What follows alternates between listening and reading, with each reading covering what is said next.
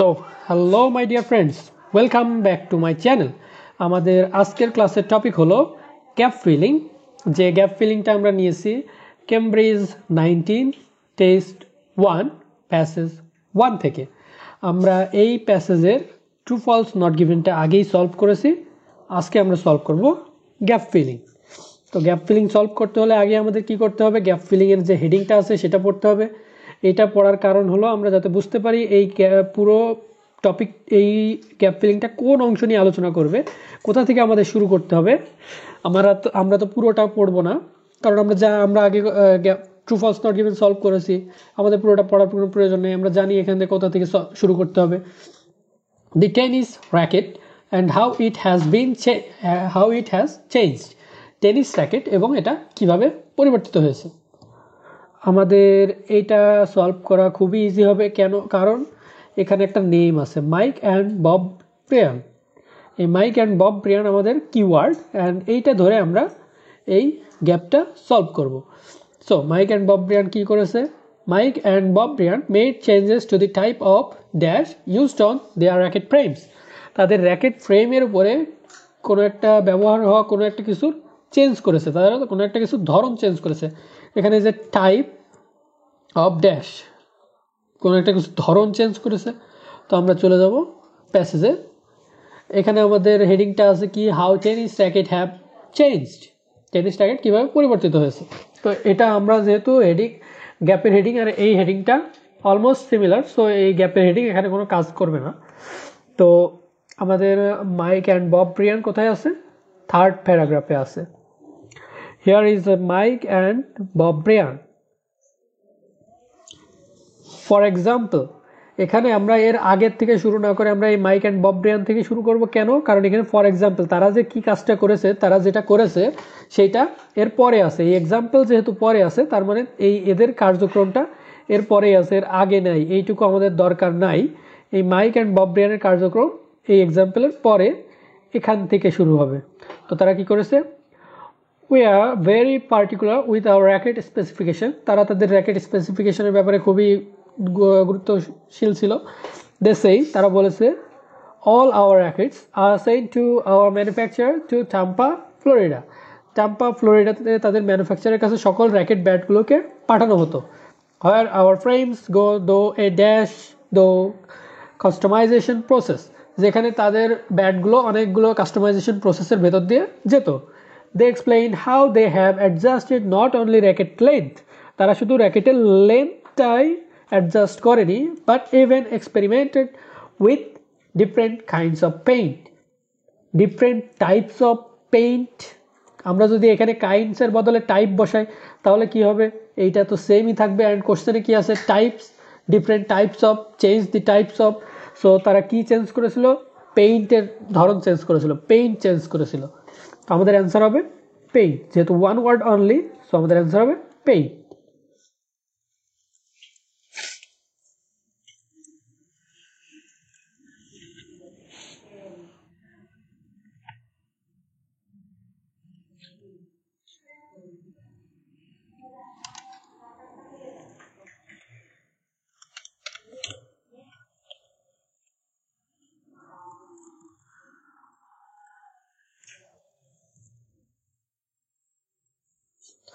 এবার আমরা সেকেন্ড কোশ্চেনটা পড়ব। আমাদের সেকেন্ড কোশ্চেন কি?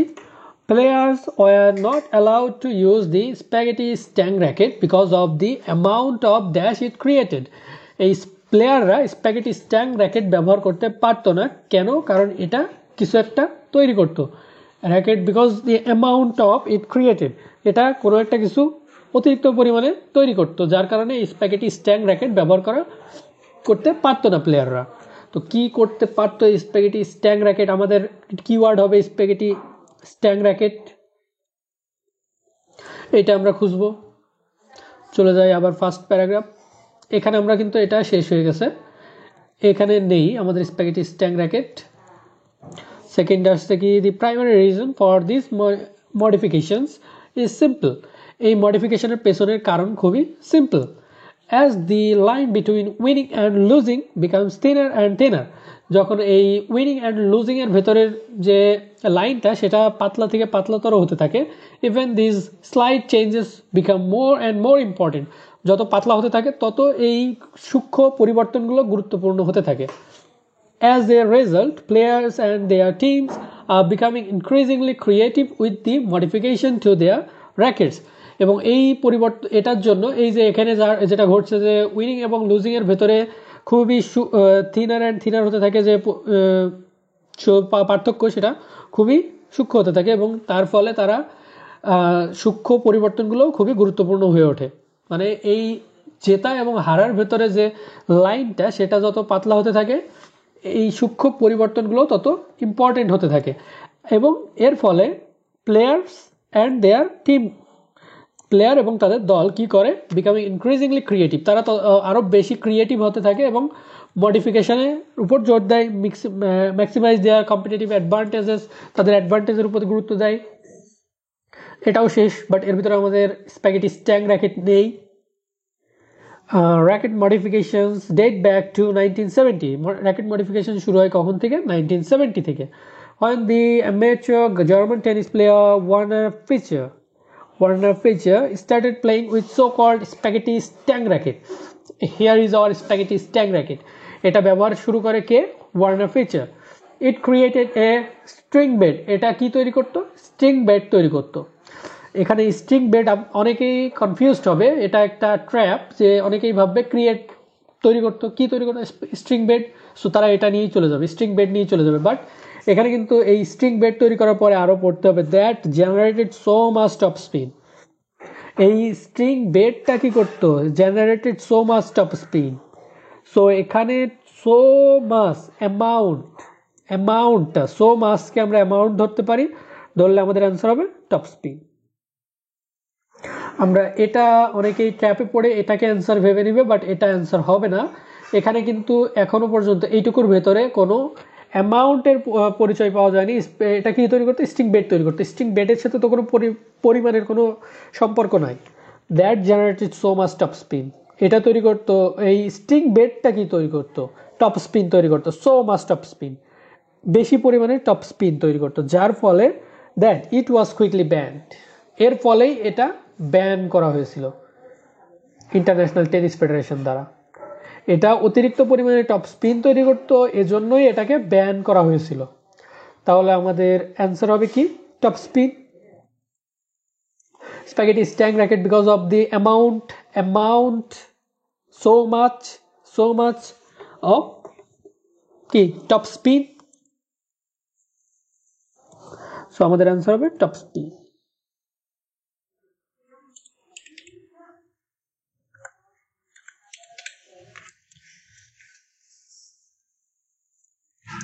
এবার আমাদের সেকেন্ড কোশ্চেন।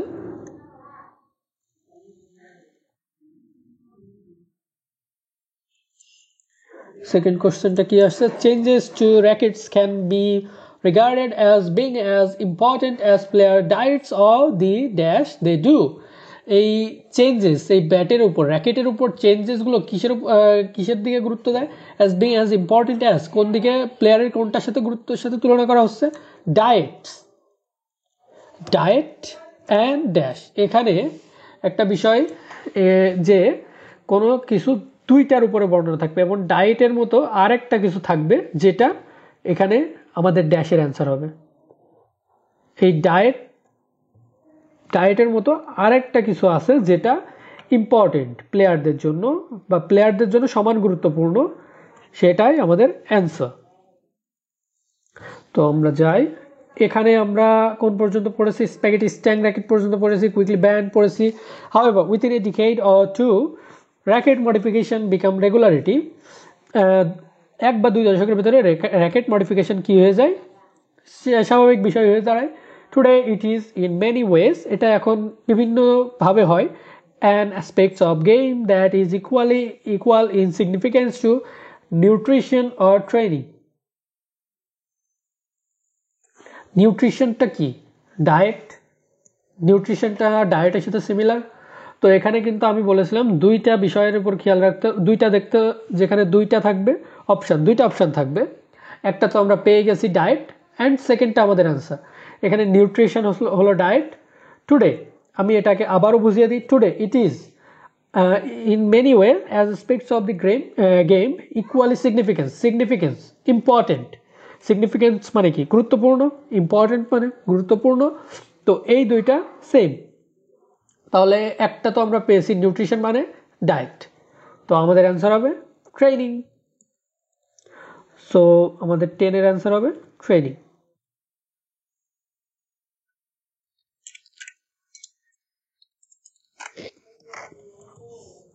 এইবার আসছে 11। All rackets used to have natural string made from the dash of animals. অ্যানিম্যালের কোনো একটা কিছু দিয়ে র্যাকেটের কোনো একটা অংশ তৈরি করা হতো। র্যাকেট ইউজ টু হ্যাভ, র্যাকেটের কিছু একটা থাকতো natural strings made from the animals, অ্যানিম্যালসের কোনো একটা অংশ দিয়ে ন্যাচারাল স্ট্রিংস তৈরি করা হতো। অ্যানিম্যালের কোন অংশ দিয়ে সেটা আমাদের দেখতে হবে।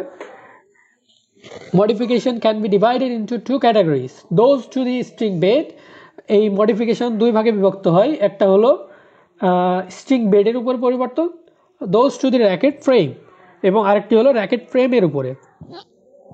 The former one is far more common than later one.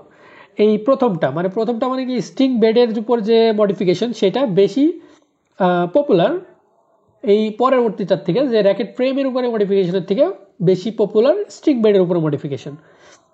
The choice of the string and the tension with which they are installed is something that nearly all professional players experiment with. এই দি choice, এটার যে কোনটা পরিবর্তন করা হবে, দি choice of the strings, এই strings এর উপরে tension with which they are installed is something that nearly all professional players experiment with. মানে এই যে পরিবর্তনগুলো এটা সকল প্রফেশনাল প্লেয়াররাই এক্সপেরিমেন্ট করে, এই সকল বিষয়ের উপরে সকল প্রফেশনাল প্লেয়াররাই এক্সপেরিমেন্ট করে। They will continually change it depending on various factor.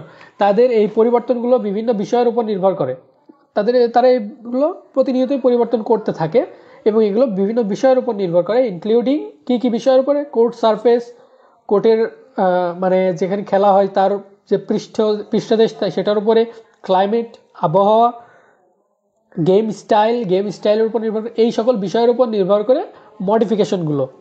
Some will even change it depending on how they feel at time, এবং কিছু পরিবর্তন এজন্য হতে পারে যে ওই সময়ে তারা কি ফিল করছে, তারা ওই সময় কেমন ফিল করছে, প্লেয়ারের মনের উপরে নির্ভর করতে পারে, প্লেয়ার ওই সময় কেমন ফিল করছে তার যেমনটা ইচ্ছা সে তেমনটা করে মডিফিকেশন করে নিতে পারে। At one time all tennis rackets were strung with natural guards made from outer layer of sheep or cow intestine. এখানে টেনিস র্যাকেটগুলো, all tennis rackets were strung, এই স্টাংগুলো কি দিয়ে তৈরি হতো? All tennis rackets were strung with natural gut দিয়ে তৈরি হতো। ন্যাচারাল গার্ড এটা কি দিয়ে তৈরি হয়? Made from the outer liner of sheep or cow intestine মানে হলো অন্ত্র, গার্ড মানেও অন্ত্র, বাট গার্ড হয়তো বহিঃঅন্ত্র, ইন্টেস্টাইন হয়তো ভেতরের অন্ত্র। আমি ডাক্তারি বিদ্যায় পারদর্শী না, এই জন্য আমি জানি না এই ইন্টেস্টাইন আসলে গার্ড অ্যান্ড ইন্টেস্টাইনের ভিতরে পার্থক্য কি, বাট গার্ড মানেও অন্ত্র, ইন্টেস্টাইন মানেও অন্ত্র। তো এখন আপনারা কোনটা বসাবেন?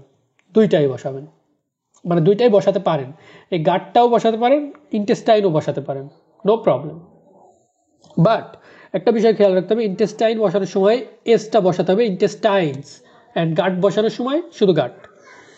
যেহেতু দুইটাই আমাদের অ্যান্সার এবং ওয়ান ওয়ার্ড অনলি, সো যে এর ভেতরে যে কোনো একটা বসালেই হবে। আমরা দুইটাই বসিয়ে দিই।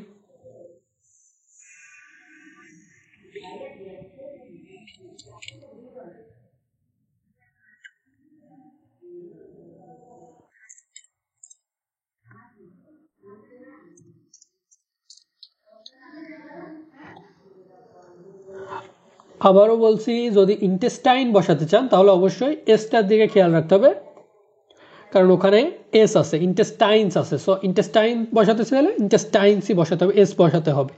এবং এবার আসি 12 নম্বর কোশ্চেন। 12 নম্বরে আমাদের কোশ্চেনটা কি, Pete Sampras had metal put into the frames of his racket.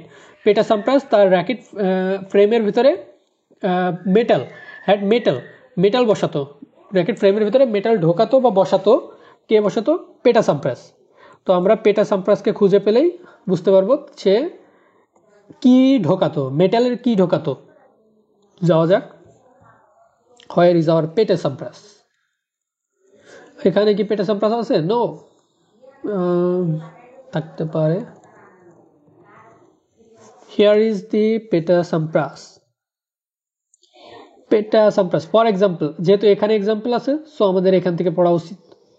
For example, much of the serving power of US professional player, যার সার্ভিং পাওয়ার বেশি ছিল এমন একজন প্রফেশনাল প্লেয়ার হলো Pete Sampras, was attributed to the addition of 4 to 5 lead weights,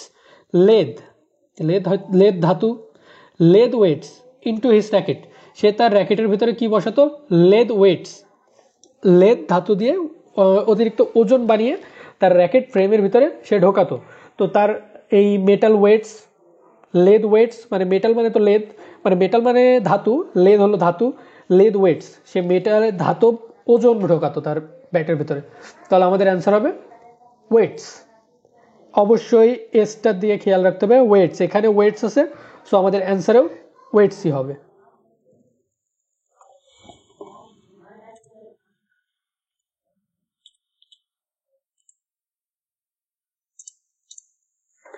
এবার আসি question number 15। এখানে again একটা নেম পেয়েছি, Goncalo Oliveira changed the on his racket handles. তার র্যাকেট হ্যান্ডেলের উপরে কিছু একটা চেঞ্জ করেছিল, তার র্যাকেট হ্যান্ডেলের উপরে যে কিছু একটা সে পরিবর্তন করেছিল, পরিবর্তনের নামটাই এই গ্যাপের অ্যান্সার। তো যাওয়া যাক,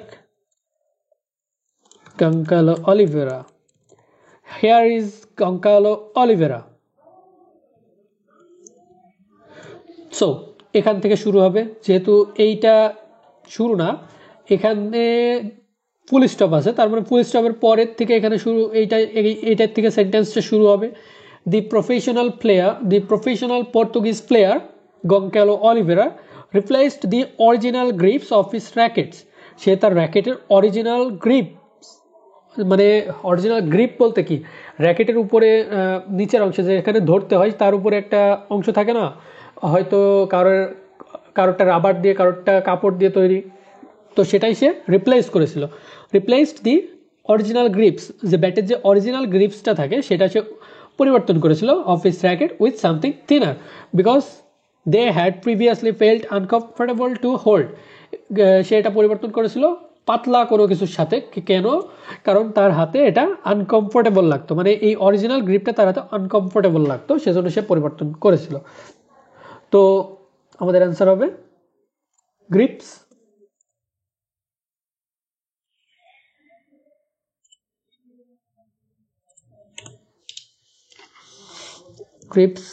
গ্রিপস। সো আমাদের গ্যাপ ফিলিং শেষ। আপনারা এইভাবে কিওয়ার্ডগুলো দাগিয়ে যদি সলভ করেন খুবই ইজিলি যে কোনো কেমব্রিজ বুকের গ্যাপ ফিলিং সলভ করতে পারবেন। অ্যান্ড পুরো প্যাসেজও পড়ার কোনো প্রয়োজন হবে না, পুরো স্টোরিটাও আপনাদের পড়ার প্রয়োজন হবে না। কিওয়ার্ড দাগালে আমি যেভাবে সলভ করেছি এইভাবে সলভ করলে খুবই ইজিলি সলভ করতে পারবেন। সো আশা করি আমাদের ক্লাস আপনাদের ভালো লেগেছে। Like and subscribe to my channel and press the bell icon for notifications.